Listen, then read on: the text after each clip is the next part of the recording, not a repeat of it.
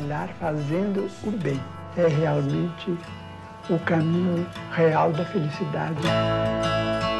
É assim, pregando o amor, a empatia e a caridade, que nós lembraremos com carinho de Francisco Cândido Xavier, o Chico Xavier, um dos líderes do espiritismo mais respeitados no mundo.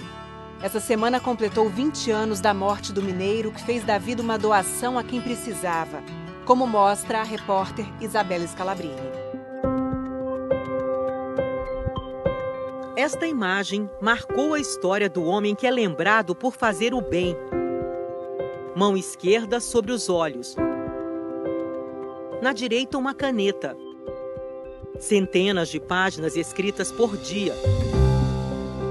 A psicografia de Chico Xavier surgiu ainda na juventude do ex-coroinha, que passou apenas 4 anos na escola. As milhares de mensagens escritas pelo médium viraram livros, mais de 450. Esses livros nunca me pertenceram, eles pertencem àqueles que os ditam, ou os escrevem através de minhas mãos. Um dos expoentes mais importantes da doutrina espírita ficou órfão aos 5 anos de idade. Contava que conversava com a mãe já falecida. Aos 17 anos, fundou um centro espírita. Chico Xavier tinha 22 anos quando fez a primeira publicação, Parnaso de Além Túmulo. Os poemas teriam sido ditados por Olavo Bilac, Castro Alves e Augusto dos Anjos, entre outros. Para o amigo John, mais que contribuir para a literatura espírita, Chico Xavier rompeu as barreiras religiosas. Falar de Chico Xavier é falar de ética, é falar de tolerância, é falar de respeito pelas diferenças, é falar em diversidade e inclusão, é falar em gentileza. O médium mineiro dizia que sua missão era pregar o evangelho e ser mensageiro da comunicação dos mortos aos parentes e amigos. Eugênio dirige um dos centros espíritas criados por Chico Xavier em Pedro Leopoldo, na Grande Belo Horizonte. Ele conta que aqui os espíritos se manifestavam na voz de Chico. E as mensagens eram gravadas num aparelho como este, da década de 1950.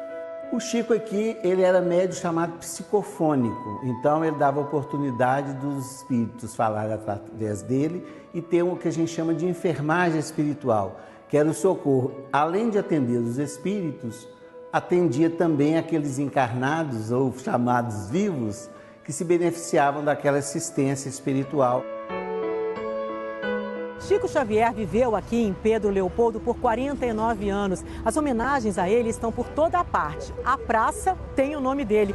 Muita gente vem até a cidade saber onde ele nasceu, onde ele morou, para conhecer melhor a história do homem que pregava a paz e a caridade. Eles tinham uma casa de caridade lá e dava pão, essas coisas. A gente ia lá pegar o pãozinho lá. A casa onde Chico Xavier nasceu guarda um acervo precioso. Lembranças do médium, que era filho de um operário e de uma lavadeira, estão por todo canto. Registros da época em que ele trabalhou como vendedor e tecelão e depois como datilógrafo no Ministério da Agricultura. A carreira no serviço público foi abreviada porque Chico tinha catarata congênita e pouco enxergava. Neste outro memorial, objetos pessoais e livros ajudam a recontar a trajetória de Chico Xavier.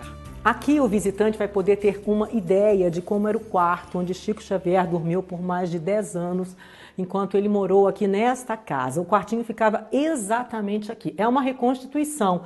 Essa aqui é uma réplica da cama de madeira bem pequenininha, a coxa igual a que ele gostava de usar. Agora, essas roupas aqui eram de Chico Xavier, foram cedidas pela família dele. E essa é uma das muitas boinas que ele adorava usar. A Tatiane veio com uma amiga conhecer de perto a história do médium. Chico foi um ser humano maravilhoso, né? De humildade, de carinho com o próximo, de amor. Então ele pregou, na verdade foi com a atitude dele. E isso realmente é o legado dele.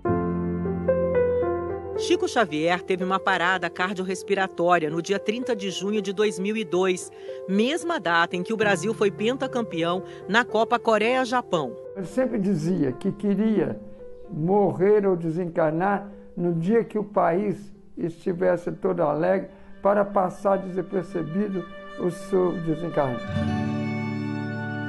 Na última quinta-feira, a morte do médium completou 20 anos. Ele dizia que ele adorava estar com o povo lá no grupo, mas aonde ele mais gostava de estar era nas periferias. Ele que ensinou as pessoas, independente de religiosos, ou de ateu, ou de qualquer pessoa, a irem de encontro aos nossos irmãos necessitados. Porque Chico Xavier dizia que ninguém assimila a conhecimento nenhum de barriga vazia. A obra do médium foi imortalizada também no cinema. Nosso Lar foi visto por mais de 4 milhões de pessoas. No filme, um médico morre, mas volta para visitar a família. Uma história psicografada por Chico Xavier. E ação! Agora, Nosso Lar terá uma sequência. Edson Celular interpreta um líder de mensageiros espirituais que voltam numa missão de ajuda. Eu acho que a obra do Chico, ela traz muito mais do que uma religião, é uma filosofia, uma forma de ver o mundo, né? E acho que a gente está precisando de boas mensagens. Trabalhar fazendo o bem. Um documentário do mesmo diretor de Nosso Lar, o cineasta Wagner Assis, vai ser lançado ainda este ano. Ele ouviu depoimentos de 80 amigos e parentes do médium. Acredito que o Chico Xavier possa ser a reencarnação de Allan Kardec. E essa ideia do Chico para sempre é mostrar que 20 anos se passaram e o Chico continua muito presente na identidade brasileira. A palavra é essa, é imensurável, porque tem o Chico médium, que doava as obras, os livros, para as pessoas venderem os livros e criarem seus núcleos de trabalho social de caridade.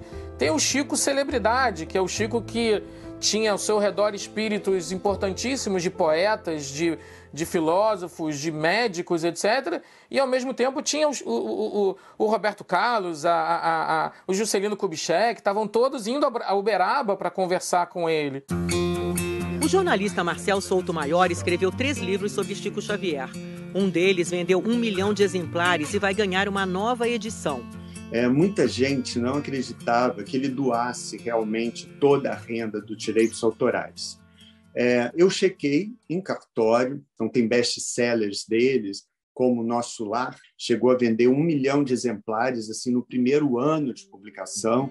Essa renda ela foi doada integralmente, por exemplo, para a Federação Espírita Brasileira.